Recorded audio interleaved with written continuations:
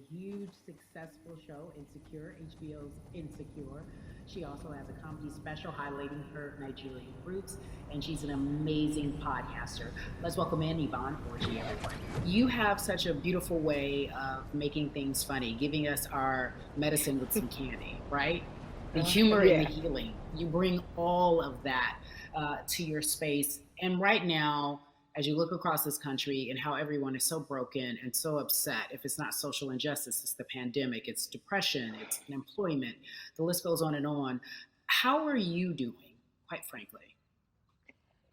I am I'm rediscovering self in a way that is hard but necessary, that will lead to ultimate joy. I know it sounds like a lot, but no, I think I personally think that God put all of us on a global timeout. Like we just, America hasn't done as good as other people when it comes to timeouts, because everyone else is out playing at recess, and we're still in the principal's office hoping and wishing we can come out.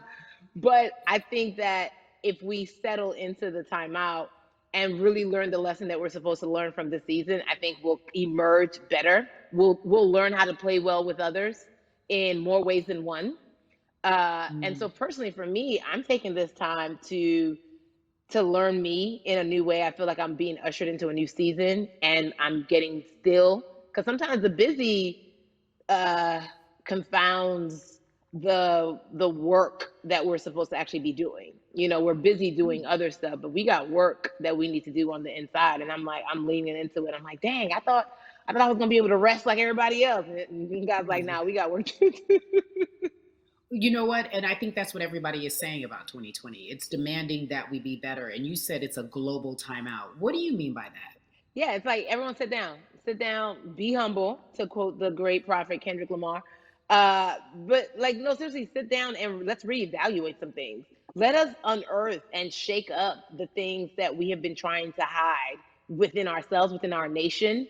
I think America is going through an unraveling right now, a much needed, a much necessary one. And I think all eyes on us, right? There is no, oh, I was on the subway for an hour, so I didn't miss that thing that happened. No, everybody was home. Everybody, was watching when George Floyd died, and everybody, no one could hide it. Everyone was watching when Amy Cooper called the cops. Like, this is a time where it's like, oh, we can't pretend it away. We can't excuse it away. No, no, no, no, no.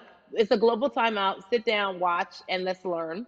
And globally, it's like, hey, we were going business as usual, but it ain't usual no more. Like that's old. Anytime change occurs, it's very uncomfortable. And so right now we're sitting with we're getting we're getting comfortable with the uncomfortable. The minorities, we've been comfortable with being uncomfortable because that to me explains just the existence for whatever we want to do, how we break into our careers, how we live our lives, how we find ourselves one of the few or one of the first. And that's a lonely road. When you look at and when you talk about this global timeout, everybody had to pay attention to Amy Cooper, everyone had to pay attention to George Floyd. How is that helping us as a people, as a country during our global timeout? I think, well, one, we're not minorities, Carrie. You already know it. It's like these labels that they put on us. It's Yeah. like the same way of saying like black on black violence. Also, there's no white on white violence. It's branding, Yeah, right? great. It's all Yeah, branding. you're right.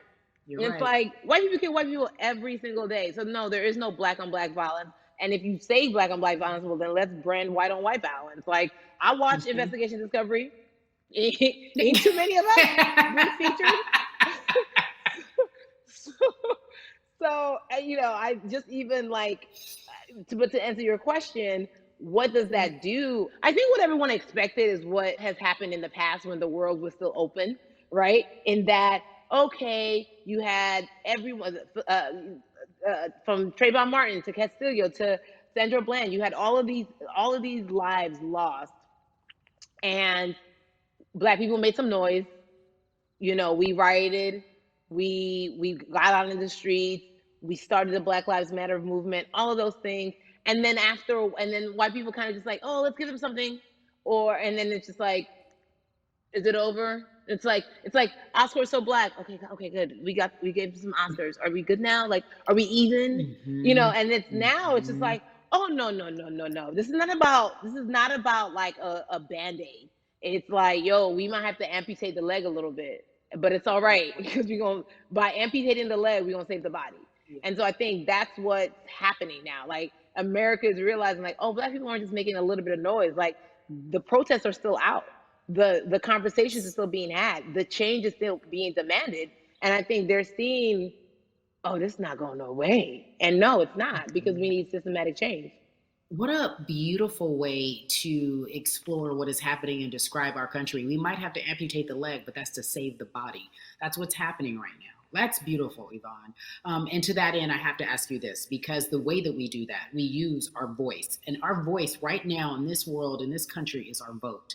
And everyone talks about voting and how important it is, but I feel like more than ever we understand that it's not just about voting every 4 years for the man in office. It's about your local elections. It's about the mayor. It is about the district attorney, the people who have the power to bring charges against police if police brutality is an issue in your community. If you care about your school district, you can run for the school board. I ask this of you, right? Your parents are from Nigeria. You are Nigerian. You talk about that very lovingly. What does voting mean for you? I think voting is power. I remember, I became a naturalized citizen back in the '90s when because I was still a minor. My mom naturalized, and so we were able to do it under her.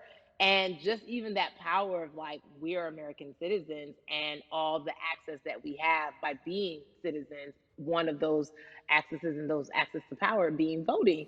It's a big deal. It's a big deal because not only are we do we have the opportunity to be in this country, but now we can be of the country. We can be of the systems. We can be of the rules. We can be of what it actually affords. But I think going back to your earlier comment about just the setup of systems, I think we are done a disservice. Either it's schools or whatever it is, and I'm not putting teachers on blast. I think teachers do a phenomenal job, but for some